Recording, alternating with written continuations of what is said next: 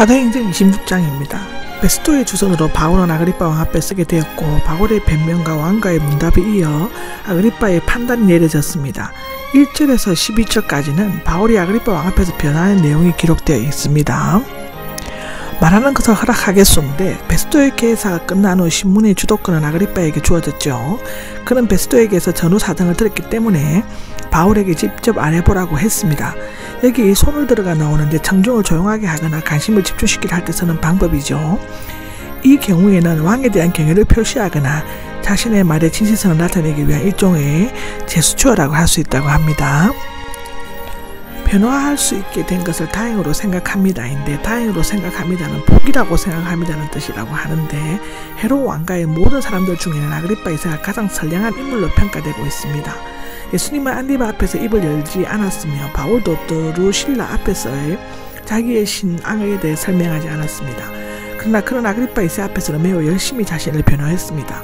어쩌면 바울은 이 왕이 기독교를 믿게 될 수 있다는 희망을 가질 수도 있습니다. 이 기회를 통해 바울은 자신을 변명하면서 왕들 앞에서 전도할 수 있다는 확신을 복이라고 생각했을 것입니다.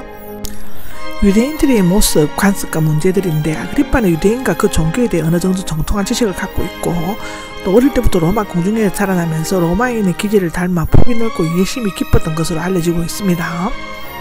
여기에서 바울은 더둘로처럼 호의적인 변명을 하고 있지만 결코 아첨을 하지 않았죠. 참을성 있게 내 말을 들어주시기 바랍니다 라고 적혀 있는데 더둘로는 간단히 말하겠다고 했지만 바울은 참을성 있게 자신의 말을 들어달라고 간결하면서도 정중하게 요청했습니다. 더둘로는 할 말이 별로 없었지만 바울은 자신의 사건과 그리스도에 대해 제대로 말하려면 많은 시간이 필요했기 때문입니다.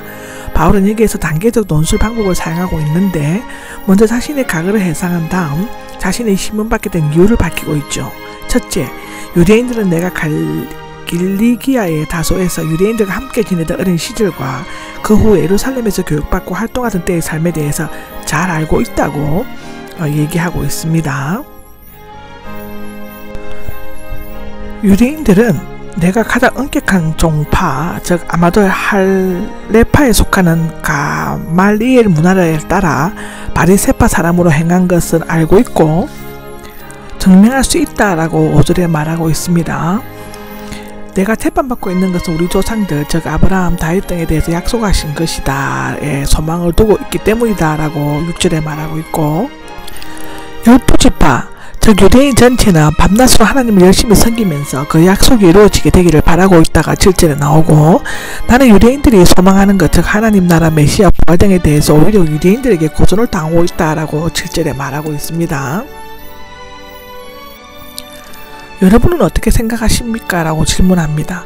하나님께서는 이미 한 사람, 즉 예수 그리스도를 죽은 자 가운데서 일으키셨기 때문에 이스라엘은 오랫동안 기다려온 메시아 소망을 이루게 되었죠. 그런데 죽은 자의 부활을 믿는 사람이 어째서 하나님께서 실제로 예수님을 일으키시는 자신의 아들로 선언하셨다는 사실을 믿지 않는가입니다. 왜 예수님께서는 실현된 하나님의 약속을 믿으려 하지 않는가 하고 반문하고 있습니다.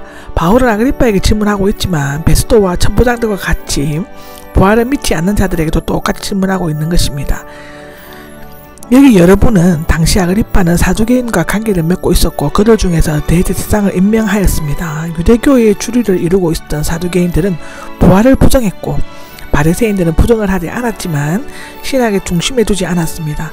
사두개인들이 바울을 고소한 것은 자신들이 믿지 않는 부활, 특히 예수님의 부활을 바울이 주장했기 때문이라는데 사실상 그들이 십자가에 못 박도록 내준 예수의 부활을 했다는 것은 그들에게 엄청난 충격을 주고 있을 것입니다. 9절에서 18절까지 얘기는 바울은 자신도 한때 나사렛 예수의 이름을 대적하는 자였지만 다메섹 도상에서 부활의 주님을 만나 회개하고 이방인들의 사도직을 맡은 일에 대해서 언급하고 있습니다.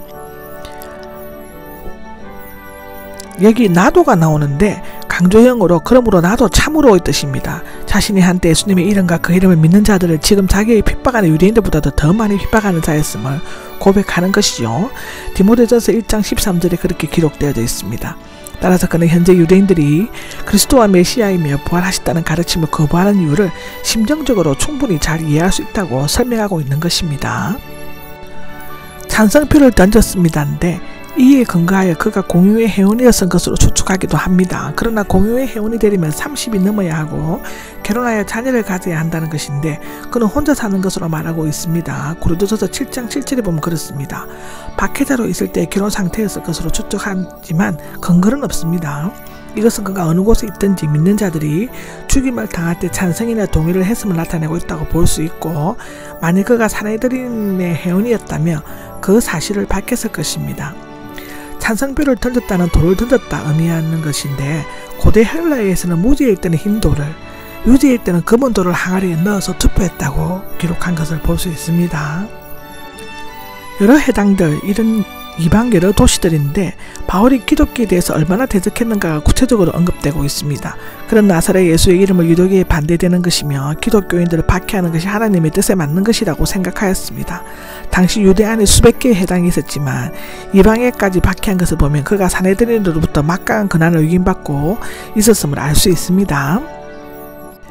해보다 더 밝은 빛인데 앞에 9장 3절과 22장 5절에는 없고 이곳에만 있습니다. 큰 빛보다 더 구체적이고 강한 표현으로 빛의 초자연적인 성격을 나타내고 있죠. 모두 땅에 엎어졌고가 나오는데 다른 기사에서 넘어진 것이 바울뿐으로 되어 있지만 다른 사람들에 대해 언급하지 않았을 뿐입니다. 여기 히브리어 아랍어 방언이며 22장에는 아랍어로 말했으므로 굳이 언급할 필요가 없었는데 지금 그는 헬라어로 말하고 있습니다. 가시도 튄 막대기 채찍을 뒷바퀴질 해봐야 너만 다칠 뿐이다인데 다른 기사에는 없고 이곳에만 있으며 당시 헬라어나 라틴어 문헌에 남아 있습니다. 가시도 친 채찍은 챙기질하는 사람이 끝에 가시처럼 뾰족한 새를 박아 막대기를 들고 소를 몰 때 쓰는데 종종 무거운 추를 매달기도 했다고 합니다. 이때 소가 발 뒤꿈치를 차면 막대기에 박힌 새에 찔리거나 추에 맞아 상처를 입게 되는데 예수를 박해하면 자신이 고통받고 손해를 볼 뿐이다 의 뜻이고, 역사는 기독교를 박해한 개인이나 국가의 마지막 최후가 비참했음을 정언해주고 있죠. 이제 일어나 네 발로 서란데 주님께서는 박해자 사울을 엎드리게 하시고 회심한 바울은 사명자로 일으켜 세우셨죠. 이제 그는 유대교의 사도에서 하나님의 사도로 신분이 바뀌게 됩니다. 바울에게는 새로운 사명이 주어졌습니다. 이것은 하나님께서 죄 있는 인간에게 행하시는 구원의 사역이죠. 첫째로는 그들의 눈을 뜨게 하는 것입니다. 둘째로는 그들을 어둠의 빛으로 돌아서게 하는 것이고 영적인 회심을 말하는 것입니다. 세 번째로는 사탄의 근세에서 하나님께로부터 돌아서게 하는 것입니다. 영적 구원인 거죠. 네 번째로는 그들로 하여금 죄 용서함을 받고 나를 믿어 거룩하게 된 사람들과 함께 기업을 얻게 할 것이다인데 영적인 기업 사역입니다. 사람은 그리스도를 통해 죄와 그 형벌의 용서함을 받고 깨끗해져서 영원한 생명책에 그 이름이 기록된 자로 살 수 있게 됩니다. 바울은 유대교를 통해서는 얻을 수 없었던 생명의 풍족함과 은혜의 부활하신 주님의 만남으로 얻었고 또 그것을 전하려는 사명을 받았습니다.